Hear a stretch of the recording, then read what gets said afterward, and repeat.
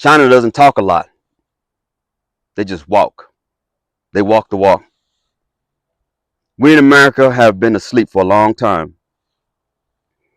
Gone are the days of what we call the Chinamen back then. I don't mean to be racist when I say that, but that's kind of what they referred to, the Chinamen back then. The folks who were building railroads, while they had black people enslaved, they literally also had Chinese enslaved in a sense.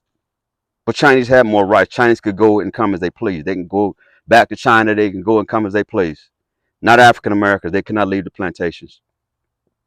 But we were all treated like crap. Slaves were not given wages. Chinese were given wages, but they were meager wages. But they didn't care. Because from where they came from, it was very poor at the time, many years ago. And what they saw in America is opportunity, just like any other immigrant would see. So China made sure to capitalize on those opportunities. And over the years, the Chinese population just grew and grew and grew in America.